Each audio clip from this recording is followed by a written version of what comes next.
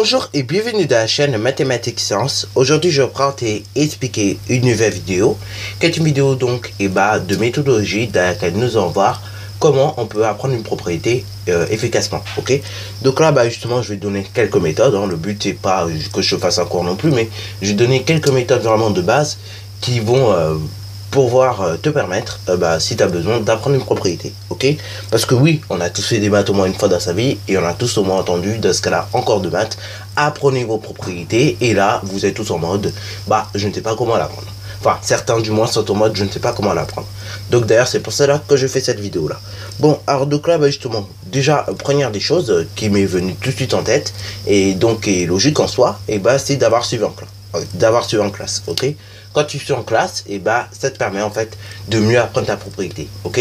Parce que si tu ne suis pas en classe, du coup, tu auras déjà beaucoup de mal à apprendre ta propriété. Pour suivre en classe, la meilleure des choses, c'est d'être assis devant et pas derrière. Là, donc, je vais m'empêter un petit peu, mais c'est par souci donc d'écoute. Parce que quand tu es assis derrière, c'est assez logique en plus, tu as toutes tes communications qui te viennent dans la tronche, et en plus, tu as du mal à suivre puisque le son, passe mal avec la distance, ok? Enfin, plus tu es loin, plus tu vas moins entendre, c'est logique, ok?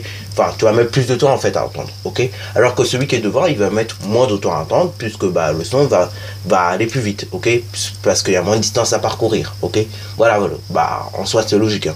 Et en plus avec tous les signaux qui vont circuler dans la classe pour t'arriver dans la tronche, vaut mieux ne pas être assis derrière. C'est pour cela qu'il faut être assis devant, comme ça au moins, l'information vient plus vite au cerveau et tu la comprends plus vite, ok? Et tu rames pas sans arrêt, ok? Voilà. Alors que quand on est assis derrière, on rame sans arrêt puisque le signal met plus de temps à traverser toute la salle, voilà.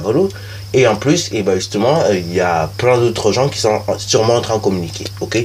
Et donc du coup, ça c'est ce qui se passe quand on est derrière.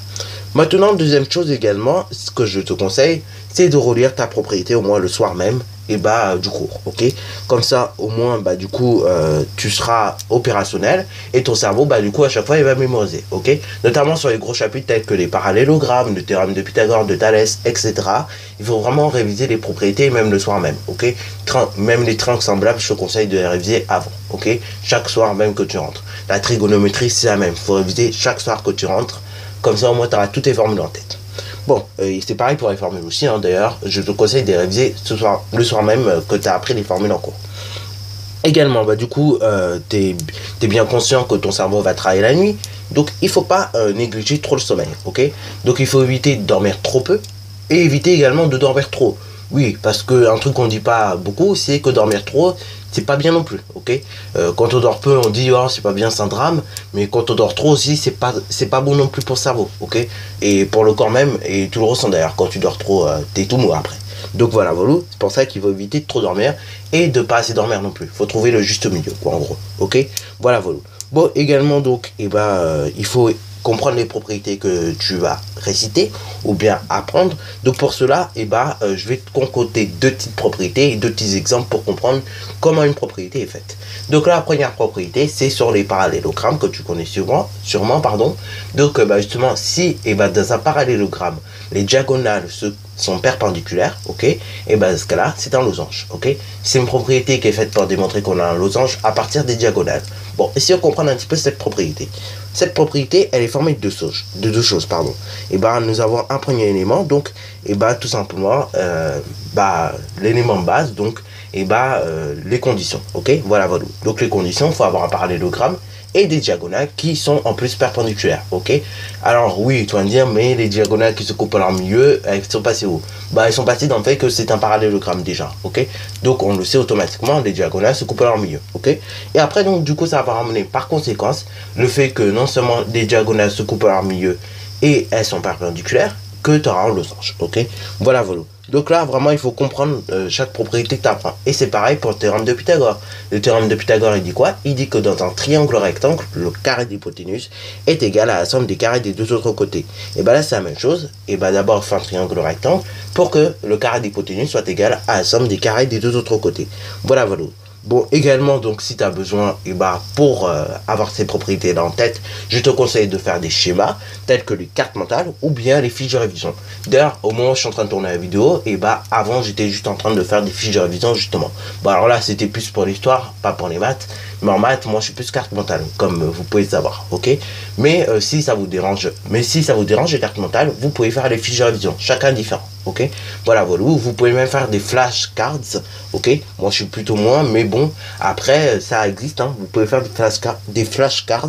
En gros, bah, vous avez l'image sous les yeux, et après, donc, vous avez toutes les réponses qui vous apparaissent derrière, ok? Donc, en gros, vous mettez l'image que vous fait penser à la bonne propriété, et après, vous mettez toutes les propriétés qu'il y a dessus derrière, ok? Voilà, voilà. Bien évidemment, l'image, il faut qu'elle soit codée, puisque bah, c'est une figure, ok? Voilà, voilà. Ainsi, bah, du coup, ça, c'est pour tout ce qui est représentation, graphique et tout. Voilà, voilà. Et ainsi, bah, je te conseille également de t'exercer sur ces propriétés-là. Faire des démonstrations, prouver telle ou telle chose, peut te faire apprendre ta propriété plus facilement que par moment juste à relire comme ça, ok? Voilà, voilà. Également, je te conseille de mettre de l'espace, d'espacer tes révisions, c'est-à-dire juste ne pas réviser comme ça une seconde et après réviser le lendemain. Non, c'est vraiment, tu révises maintenant, tu révises éventuellement 2-3 heures plus tard, voir si tu as compris. Après, éventuellement, tu peux le refaire 24 heures plus tard, 2 jours plus tard, 4 jours plus tard, etc., etc. Bon, en gros, tu mets un espace de plus en plus grand. Comme ça, et bah, ton cerveau, il a le temps de travailler. Ok? Voilà, voilà. Bon, bah voilà, voilà. C'est toutes les méthodes que j'avais donc à te donner et à te proposer donc pour apprendre une propriété. Donc, du coup, je vais quand même faire une petite synthèse de tout ça. D'abord, il faut suivre en cours. Après, les relire le soir et donc ne pas négliger le sommeil. Puis, donc, il faut également comprendre la propriété qu'on apprend. Représenter éventuellement la propriété par des schémas, des figures, etc. si tu as besoin. Et ainsi t'exercer afin de mieux les apprendre. Ok? Voilà, voilà. Sur ce, donc, c'est déjà la fin de cette vidéo.